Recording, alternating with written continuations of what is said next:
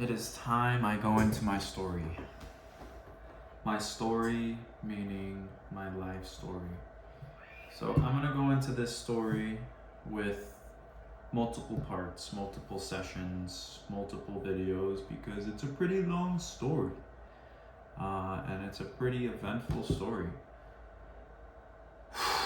So let's cut to the chase, shall we?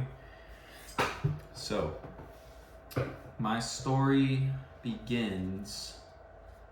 Man, there's so many places to start, but you know what? I'll start on my recent venture to moving to Miami and where I come from. So basically, where it starts is it starts in St. Petersburg, Florida. I'm from St. Petersburg, Florida before I moved to Miami. Before St. Pete, Florida, I was living in Clearwater, born and raised, and I was raised by my parents, very good parents. I love my parents. Unfortunately, they divorced when I was 9, so I went through that. And then basically, as I grew up, I grew up around gangs, violence, drug abuse, stuff like that. Not necessarily on my parents' fault, just more so on the neighborhood I was in the area I was in, and the influence that was around me.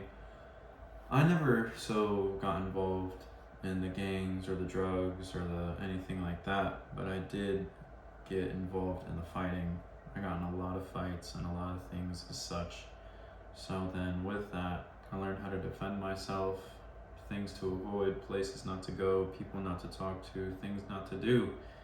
So then it really narrowed my life, as into especially being an only child, it's well, I only have an option to focus on myself and become self-sufficient and learn how to do things on my own. And that's basically how I grew up, is doing things on my own, not really depending on people for much. And basically, that has a lesson in its own, and you can only get so far with that. But from when I was about 12 years old to when I was about 18, I felt really lost. I felt like I hated, everything was against me. I hated the world. I was always fighting for something. And then I had a spiritual awakening around when I was 19. And I was living with my mom in a duplex. And then, at this time I was really depressed. I had crazy OCD because I feel like I had to control everything outside of my life and inside to feel perfect. And, whatever. I had a bunch of things going on, and I was trying to find a way not to have so much anxiety and not to feel as crazy. So, by the grace of God or the universe or whatever you would like to call it or say, in Unit B, we lived in A. It was open for rent, and then this couple had moved in, and then this couple, I never met the guy yet, but I met the girlfriend, and she was super nice, very caring, very genuine, just an amazing person from meeting her at first. And then every time I ran into her, it was great, it was a good time. Just being in a good person's energy, And then comes along the time where the guy gets around and he pulls up in a RV. And I never saw him until the first time we met. But before that, I saw his RV, and I would peep inside because I was curious and look inside, and it was a bunch of the classic hippie stuff of the Buddhas and the peace signs and books and sound bowls and stuff like that.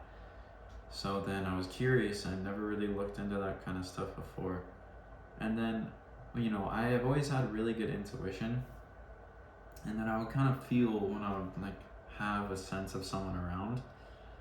So then I remember I would feel a sense around me, someone's there, but I never met him until this one day where I just got out of my car and I was walking inside, and the timing was just so perfect, and I felt someone looking around the corner, and they were gonna walk through, and then he was there.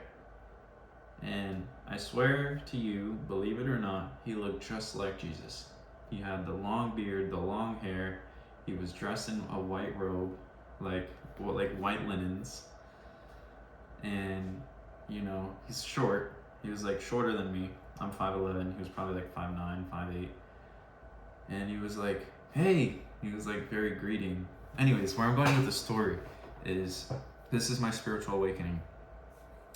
He basically offered to give me a hug after he asked for my name and introduced himself. So I was like, yeah, okay. He gave me a hug, and I remember that first time that we shared a hug. I haven't ever shared a hug like that before, to where like my heart center like exploded with like this sense of caring and love that I haven't ever experienced before. And then after that first meeting, I started going to his drum circles and his sacred fires in the backyard, because we had a big shared backyard. And he started teaching me about meditation, about the sacred sounds and like things like that. And so I started journaling and meditating and spending time around him while I was home. And it really taught me a lot. And it the more I started journaling, present day I'm on my 5th journal, and I've been meditating since that time. I go through phases where it's not as consistent, but anyways, that was my spiritual awakening, and I began to feel more comfortable in my skin. My anxiety lowered. I didn't feel as much OCD, like to feel to control everything. I felt like I was like in control of myself, and I didn't need to have obsession about everything around me. And yeah, basically, I started venturing out on my own. I found I was always an active person. I always found sports to do. And, there was this time where, you know what, guys? I'm going to cut it on this one, because this is part 1, and I'm going to go in on part 2. So, if you guys want to know more